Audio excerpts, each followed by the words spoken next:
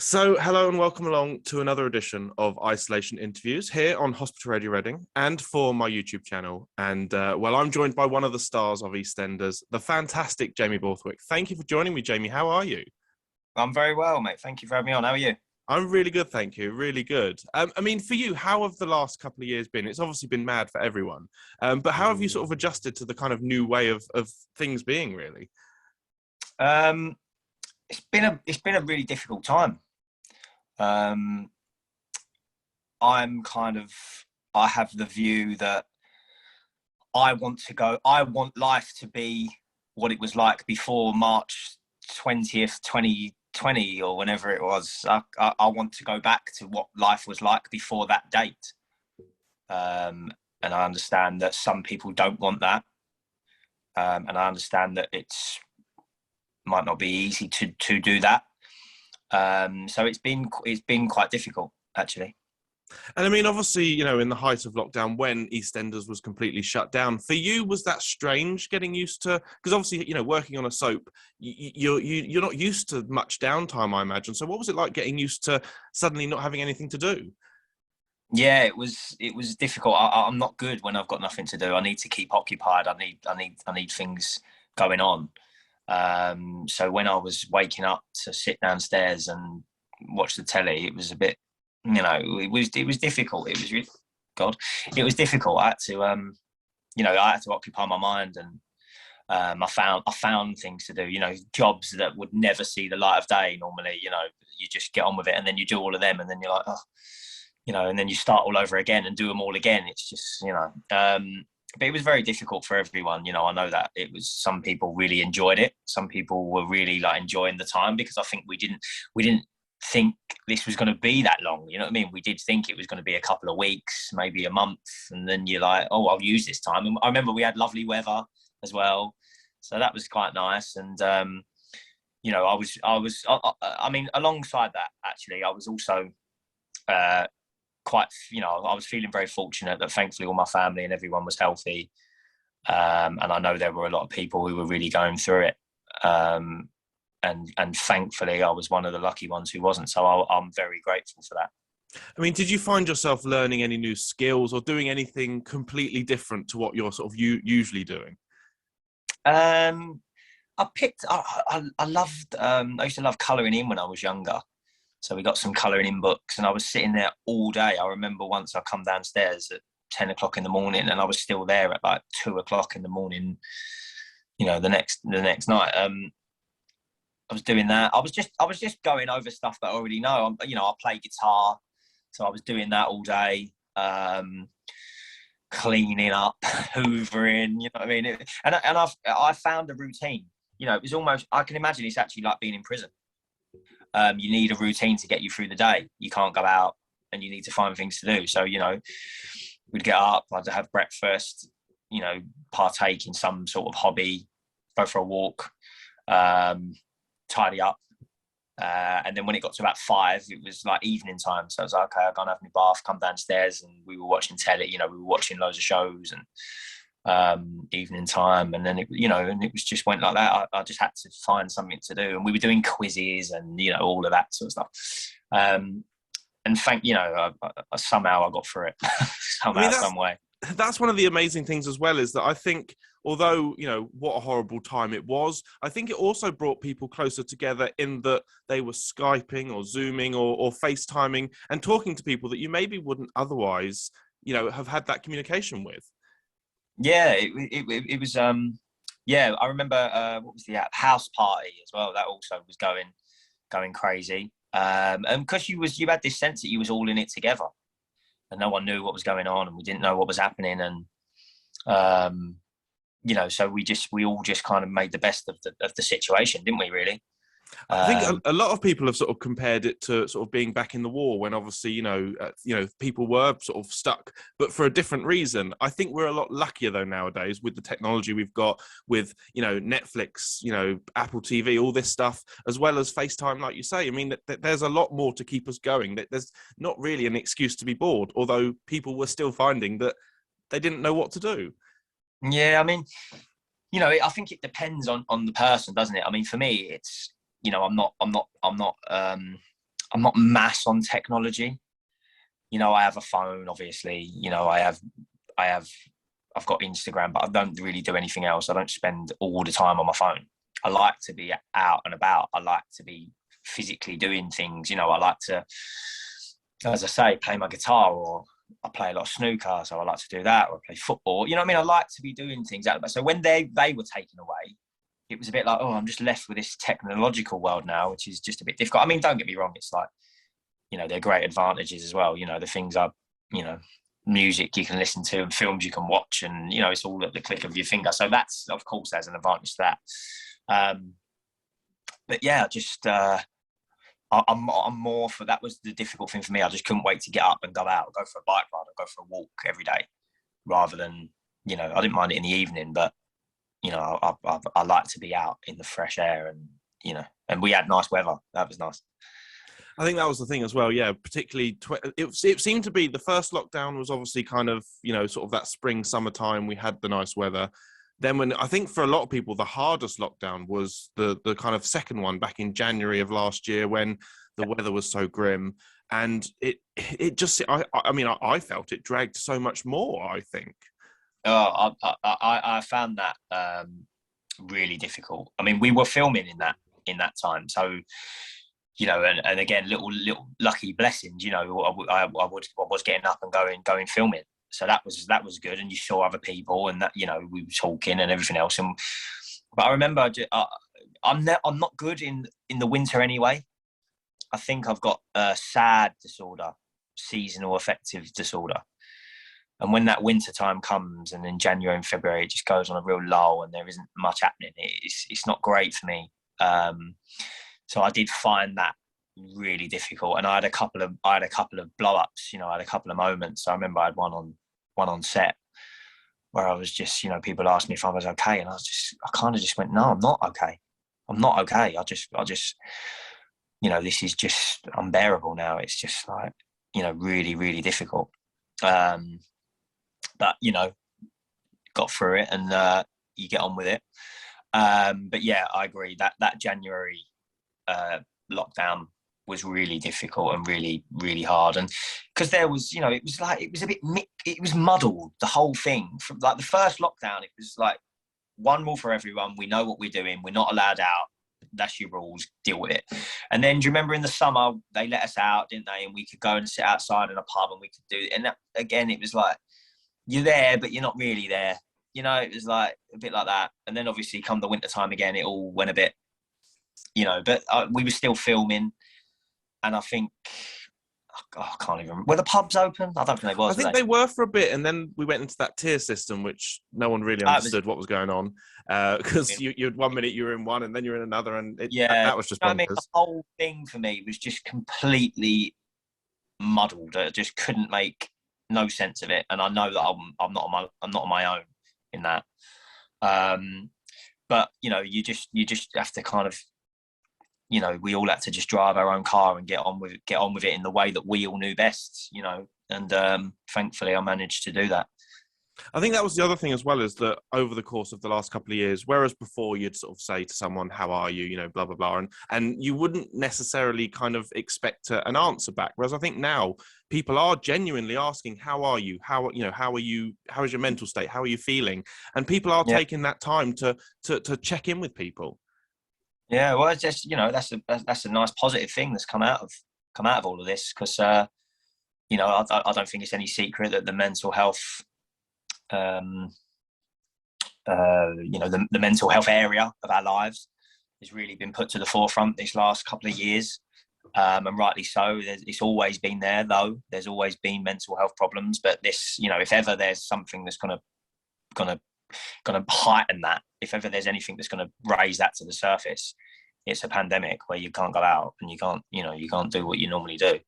So I really like that. I really like that people are really genuinely checking in, and there's a big spotlight on it, because, you know, it's no secret that we've seen a lot of, you know, troubles amongst all age groups, not just youngsters. I know youngsters, they are kind of, you know what I'm saying. I don't want to say they're suffering more, but when you're 18 to 30. It's a big part of your life. It's, you know, it's the years that you're kind of learning who you are and what you're about. Absolutely. And you know, to have 2 of them taken away is like, it leaves a dent, that, you know what I mean? It's like, if you imagine being 18, or imagine just coming up to your 18th when that happens. You know, you're 18, you can go out, you're driving, you're doing all of this, you know, it's like, imagine having that taken away. It'd be awful. So I'm quite glad that I've had a little, you know, I've had some good years, but they're not, you know, I'm at my peak now. Do you know what I mean? I'm like, I want to be out and about, you know. I can't be stuck indoors. I can't, just can't do it. I find it so difficult to be stuck indoors. I mean, the other thing as well is that I think people are a lot more appreciative of the National Health Service, the NHS, and, you know, what an amazing job they've, not just over the last couple of years, but they've always done. I mean, what's your impression been of the amazing work that they do? Well, I mean, it's all there to be, you know, it's all there, isn't it? It's just they're brilliant. They're amazing. They try their absolute best under some real tricky circumstances and some real tricky, you know, they've had the not so great ends of the bargain at times. You know, it's no secret that they're not paid very well, and you know, it's just I always take my hat off anyway to people who work in the NHS for a selfish reason. I have really quite bad health anxiety, and I've also had it's called emetophobia, which is a phobia about being sick, and I've had it for a long time, and I've really had my ups and downs struggles with it. And I can't watch hospital programs. I can't, you know what I mean? I just like, I'm healthy and I'm just thanking God that I'm healthy. You know what I mean? I'm not in a hospital. I'm not, you know? So every day I'm like, you know.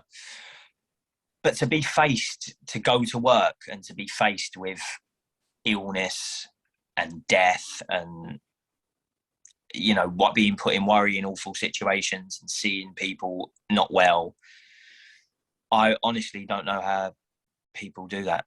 Because I couldn't. So just on that alone, I just like, you know, I'll take my hat off to you, because I couldn't do that. And you know, I know a few people who work in the NHS, a couple of friends, girlfriends, you know, and they tell me what it's like. And so one of my friends' girlfriends works in the children's ward, and I'm just like, oh my God, I don't, you know, to see young children, well, you know, it's awful. So I nothing but respect. Now, I wanted to go back to where it all began for you. I mean, where did the kind of the love of acting come from? Do you remember how you became interested and how you got into it? It's been that long ago, I can't remember. No, I've always like been quite honest about this. I've never really had this kind of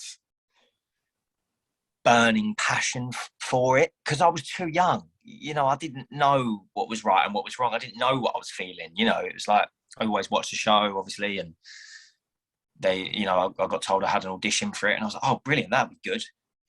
But wasn't kind of, certainly wasn't expecting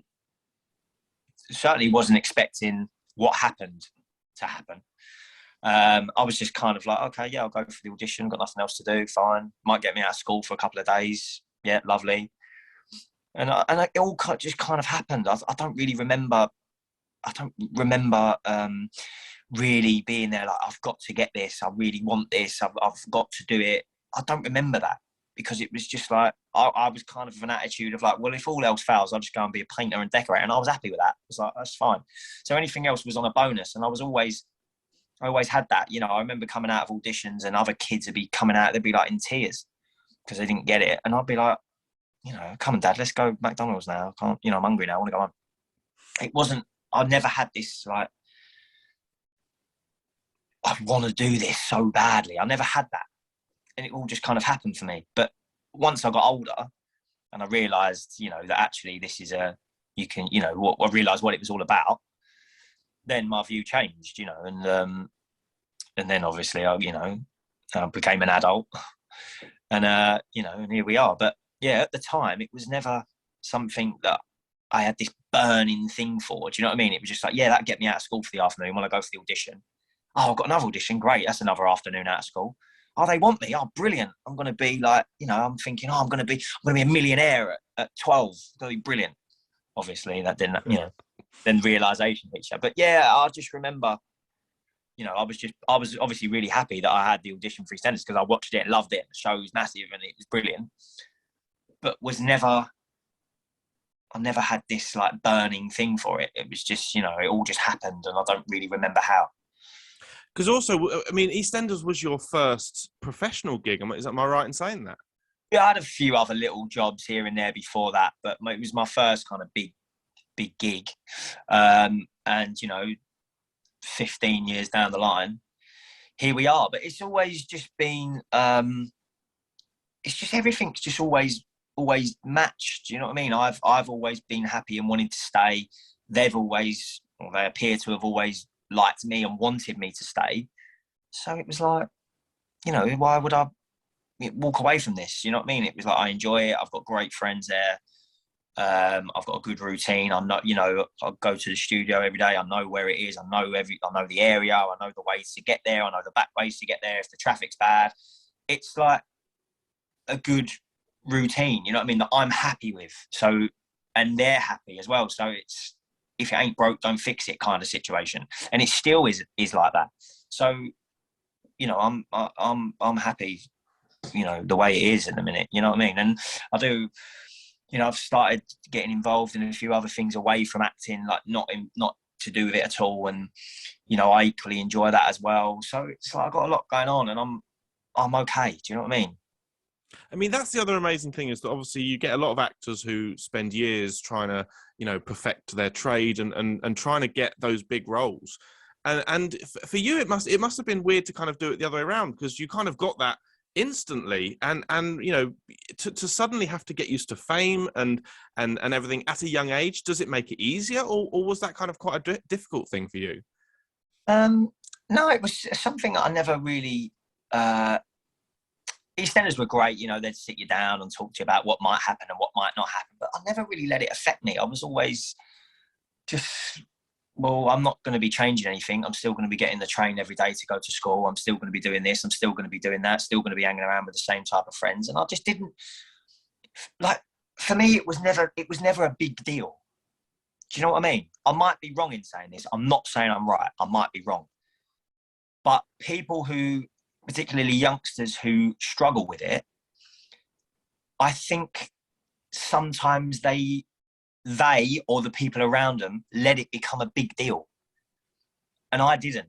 I never did. And people around me never did. I never really paid it too much attention. I never thought about it wherever I went. I didn't let it become a big deal. So that's why I think I've always just been really by the by with it. If no one ever noticed me ever again in my life, I wouldn't care. Do you know what I mean? And I've got that nice level of, I don't like to call it fame, but recognition. Where sometimes people come over and they just want to shake hands, and that's really nice. And, someone might come over and they may want a photograph. I mean, you don't do autographs anymore. They're long gone. But, it's not, I'm at that nice, comfortable level of recognition where I can go out and I can do what I need to do. It doesn't affect me that bad. I mean, Paul McCartney he walks down the street and goes on a train on his own. You're talking about probably the greatest thing to ever come out of music. So it's like, if Paul McCartney can do it, what's the problem? Do you know what I mean? And I've never let it become a big deal. And I think that's what's always kept me kind of level-headed. I mean, do you remember the first time that you stepped foot on the square, and was that a kind of a big moment for you, or kind of as a youngster, was it something that was just like, oh, this is quite cool? I mean, how did you find that? Yeah, no, it was a big moment because I'd watched the show and it was, we all watched it and we knew how big it was, and they gave us a tour around before I started. And you're just amazed, but you're like, oh, that's really, really small, isn't it? And look, and you start thinking about all the things that's happened that you've seen. It's really like surreal. It's surreal moment. And equally for my family who've, been around and whatever, that for them, because they've always watched the show, it's just a nice thing, for people who watch it, people who enjoy it, it's just a nice thing to be able to do. But that was actually quite a big surreal moment, only because I'd watched the show for so long and was a big fan of it. So yeah, it was a pinch yourself moment, that. And obviously, being a fan of the show before you go into it, does it change your view of the show? I mean, now that you've been in it for quite a while now, I mean, are you still as much a fan of it now as you were kind of before you went into it, would you say? Yeah, I mean, I am. Of course I am, but on a bit of a different level now, because I'm so involved in it and because I work on it and I want it to be well and I want it to be the best it can be. That's what I'm a fan of. You know what I mean? I wouldn't say I'm a fan like a punter. Do you know what I mean? Someone who sits and watches it religiously 4 or 5 times a week. But I'm a fan in a different way. I'm a fan of how people, when you see how hard people work, particularly our crew, you're a fan of that. You're a fan of our writers. You're a fan of our directors. You're a fan of the prop man. You're a fan of you look at it from a different avenue. But yeah, certainly still a fan on that level, but obviously different because I've worked on it for so long and it's like, my life. And I mean, would you say you were starstruck meeting any of the cast for the first time? Or, I mean, because obviously you've had the pleasure of working with some of the all-time greats. So, I mean, for you, that must be quite a strange thing as well. Yeah. I remember the first person I met was Barbara Windsor. And I was watching the carry-ons at that time. I was watching all the old shows from a really young age. So I was aware of Barbara from Sparrows Can't Sing to the Carry On. So it wasn't just EastEnders. Obviously, Peggy Mitchell. I mean, so it doesn't need, goes without saying. But yeah, Barbara was the first person I met and was, wow, but I played it cool. But, and then I met Pam St. Clement and June Brown and Steve Mack and, all the, Lacey and Layla Morse, Mo, and like everyone, and like Cara, Natalie Cassidy, like all of, and yeah, massively starstruck because I've watched these people in my living room, all my life.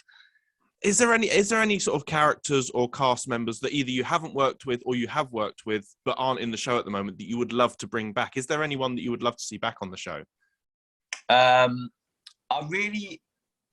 We've had Phil Daniels was in, and I met Phil, and what a lovely guy. But again, I knew him from Quadrophenia, from Scum, and I was aware of his, I was aware that he came from that ilk of actors that were probably, the best the country's ever produced. Phil Daniels, Gary Oldman, Ray Winston, and Perry Fenwick was in that ilk as well. Like what I'm saying is Tim Roth, like all of that little firm, they all went to the same places. They were all roughly the same age. They all roughly lived together. They all went to the same clubs. They all was one big circle. Kathy Burke, like that whole crew. And they set the bar in this country. Do you know what I mean? For that. And I'm so jealous that I was not there. You know what I mean? I'm so jealous. I was so young and I wasn't there. But Perry tells me all about it. But Phil Daniels was great having him in. And I was so pleased to have said I've worked with him. Jamie Foreman came in. That was a lovely guy, and that was really, really good. Yeah, and then just other people from personal level. People who I've got on with and who have left. But all of the people who I've worked with on the show, we had a lovely time together. Don't see them much now. Don't hear, because you go your separate ways. But it's nice if I occasionally bump into them again. We talk about old times and and have a kiss and a cuddle, and it's great. I mean, obviously, Jay over the years has changed as a character and has really grown up, and he's become such a kind of, one of those characters that just everyone, there's that love for Jay because he's kind of got that innocence about him. I mean, for you, if you were to meet Jay in real life, do you think you would get on as friends? Do you think you'd get on? Yeah, I think so. I think he's like the voice of reason, isn't he? Like the voice of reason. But I would like to kind of.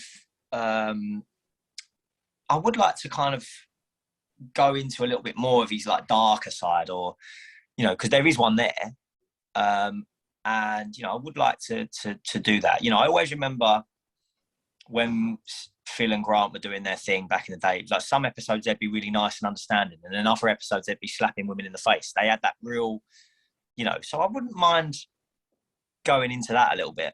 But yeah, I just think he's really likable, isn't he? Do you know what I mean? He's likable. Like, he's unoffensive, isn't he? it's hard to be offended by him. And I mean, obviously, the relationship between Jay and Ben has always been that sort of strong brotherly love, like Phil and Grant. I mean, would you like to see that kind of grow and continue to kind of flourish and see more of that? Yeah, absolutely. Because I just think they're kind of like the second generation to Phil and Grant, aren't they? And I've been really lucky actually that I've got on with all the Bens. I know he's changed heads a few times, and I've got on with all of them. And now obviously Max is here, and we're closer than close. Excuse me. So it's just not just to be working with him again. Do you know what I mean? For us to have a laugh, because we've obviously gone off and done our separate thing. But I always like it to be, or if it was my choice, I'd always like it that they go off and do their thing, but then they come back again and they talk about it, and they help each other, and they're involved in each other's lives. And they get up to their little dodgy dealings together, and sometimes Ben's the voice of reason, and sometimes Jay's the voice of reason, and sometimes Jay's the cannon, and sometimes Ben's the cannon. And I like that. I like that. I mean, the other thing with Jay is he has been quite unlucky in the past. Obviously, been involved with the law a few times. Obviously, had bad relationships. Are you glad with where Jay is at the moment? Obviously, with Honey and that relationship, and just where he is as a character at the moment.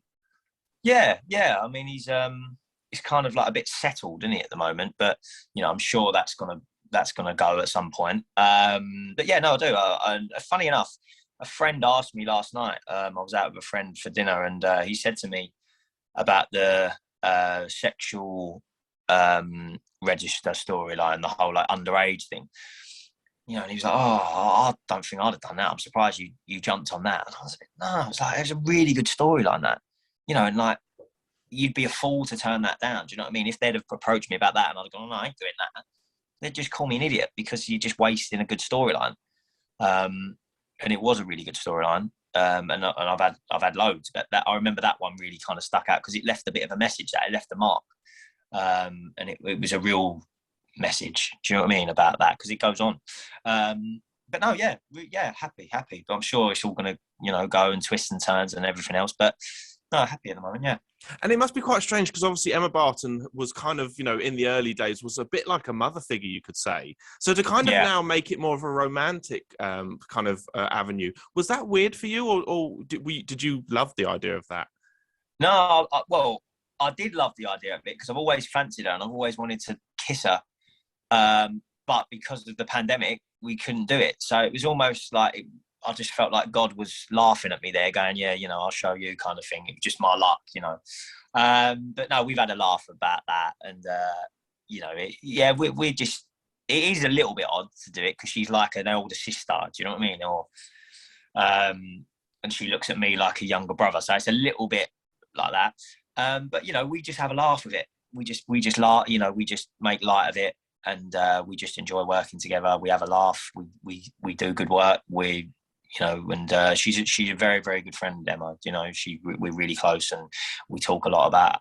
We tell each other things. We talk a lot about each other's lives, and we're always making sure each other are okay. And she's one of my best mates, so it's good. And it must be great as well to have Charlie Brooks, obviously Janine, back on the show. You've had some great storylines with her, with obviously the car lot and everything. For you, what's that been like doing that sort of side of things? Yeah, it's been great because me and Charlie. Obviously, I met her when I was really young, and we'd done stuff when she was there before, and then she left, and then she came back again, and she left again. But I see her outside of work. We've got some mutual friends outside, so we've always been, quite pally, and now in this period when she's back, I'm an adult now. Do you know what I mean? It's like I'm not a child anymore. So we have a good laugh. We always have lunch together. Again, talk about each other's lives and what's going on.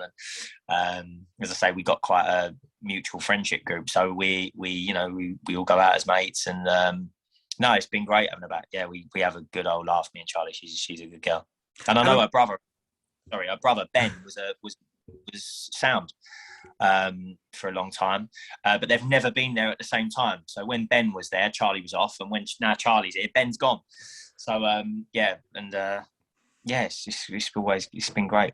I mean, the other thing as well that we've seen recently, which I'm loving, is obviously the behind the scenes show, the Albert Squared, which is, I imagine Yeah, for you guys, is a lot of fun because you get to be yourselves and people can kind of get to know you a bit more as you, as opposed to the character.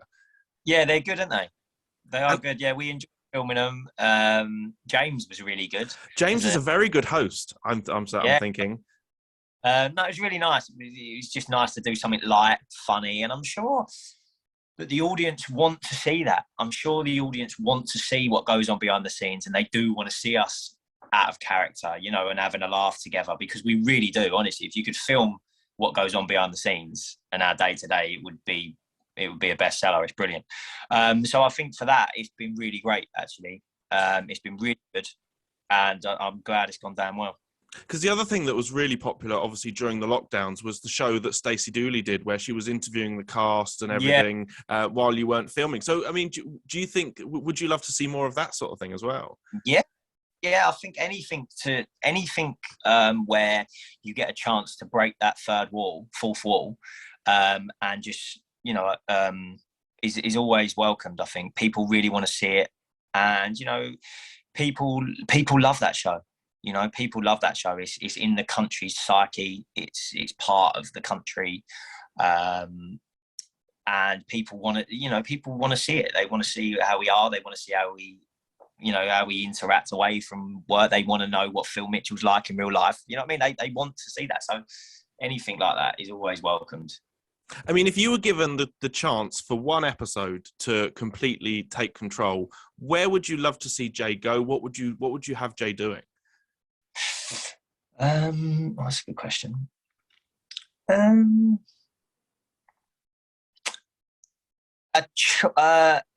Something to do along the lines of Jay and Ben doing what Phil and Grant did. Do you remember when the car went into the river? Do you remember? Yeah.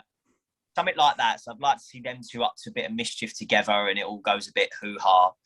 Or, again with Jay and Ben, I'd like to see them do like a Sharon Gate storyline, you know, where one of them sleeps with each other's girlfriend or something like that. But really, you know, I remember that was massive, and it got, you know, one of them big EastEnders storylines where it plays out for ages, like Max and Stacey, like that kind of thing. I'd like to see something like that. That would be amazing. Now, I just want to say it's been an absolute pleasure talking to you. But before we go, is there any messages you'd like to give to anyone who's currently stuck in hospital at the moment? Anything you'd like to say to them?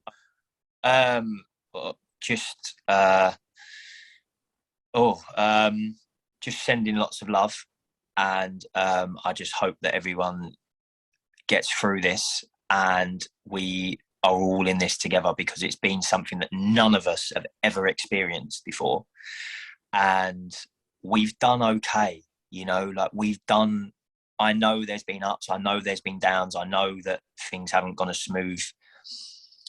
smoothly, far from it, but, you know, when you're feeling down, you're having a go at yourself, actually you go, do you know what, actually I'm doing all right.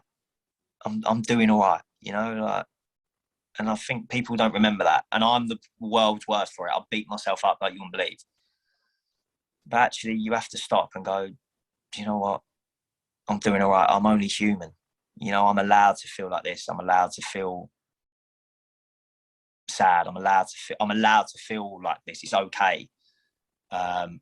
And, you know, just don't give yourself too much of a hard time. And that's what I need to learn anyway. That's what I'm telling myself. I say I'm telling everyone else, I'm actually telling myself, because that's what I need to start doing. And, you know, and it looks like the end actually finally is in sight. You know what I mean? And we can, you know, and this is taught as anything, it's about life for living. You know, life is for living. You know, so that's what I'm going to do. And I just hope everyone else does it as well. Perfect. Thank you so much, Jamie. It's been an absolute pleasure. Of course, keep safe. Thank you again for giving up your time, and you are welcome back anytime. Thank you for having me, Matthew. I wish you all the best, mate. Thank you very much.